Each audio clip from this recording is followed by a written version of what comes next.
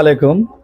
দেশ বিদেশ প্রবাসী ভাই বোনেরা যেখান থেকে ভিডিওটি দেখছেন, দেখেন আমাদের সাতরাজ ফুটওয়ারের আমাদের সকল শ্রমিক একসাথে হয়েছি আজকে সুন্দর একটি প্রোডাক্ট তৈরি হচ্ছে আর কি কারখানায়। তো সেই জন্য আর কি আমরা ভিডিওটি করেছি। আমরা আজকে একটা প্রোডাক্ট বানানোর পরে একজনের পায়ে দিয়ে দেওয়া হয়েছে।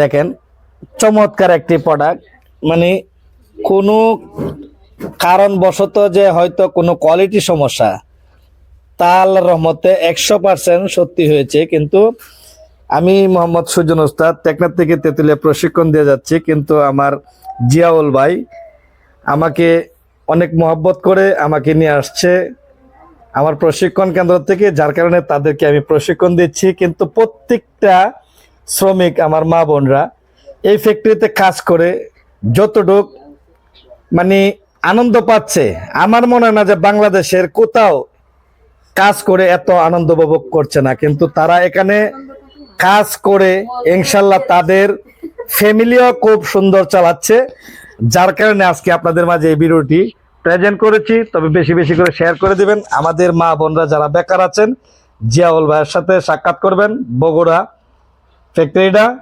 ভাইয়ের সাথে একটু কথা বলবো। তো দর্শকের উদ্দেশ্য ভাই কিছু যদি কথা বলেন, ভাই। আসসালামু আলাইকুম, আমি মোহাম্মদ জিয়াউল হক, ওনার অফ সাতরাজ ফুটওয়্যার। আসলে আজকে খুবই একটা আনন্দের সংবাদ, সেটা হচ্ছে যে ওস্তাদকে আমি ইনভাইট করেছিলাম যে আপনি আসেন আমার কারখানাটা দেখেন। আমার কারখানাটা মোটামুটি 5 বছর রানিং হচ্ছে। শুধু আমি ক্যাঙ্গারু বানাতাম, তো ওস্তাদকে নিয়ে আসার কারণ হচ্ছে নতুন কিছু আইটেম করার জন্য। তারই উপহার হিসাবে ওস্তাদ আজকে আমাদের একটা নতুন জুতা দেখালেন, যিনি সেটা আমাদের উপহার দিয়েছেন। আমি খুবই আনন্দিত এবং আমার কারখানার যারা সদস্য আছে তারা সবাই আনন্দিত।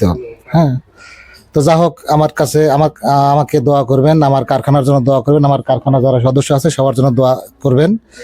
এই সবার কাছে দোয়া কামনা করে আমি আমার কথা শেষ করছি। মোটামুটি না, আমি খুবই আনন্দিত এবং আমি মনে হচ্ছে যে আমি একটা কারখানা প্রবেশ করতেছি আর কি, জুতার কারখানাতে প্রবেশ করতেছি।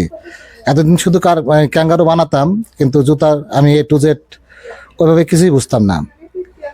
প্রথম প্রাথমিক পর্যায়ে ছিলাম কারখানায়। এখন মনে হচ্ছে যে কত সুন্দর ভাবে জুতাটা উপস্থাপন করেছে।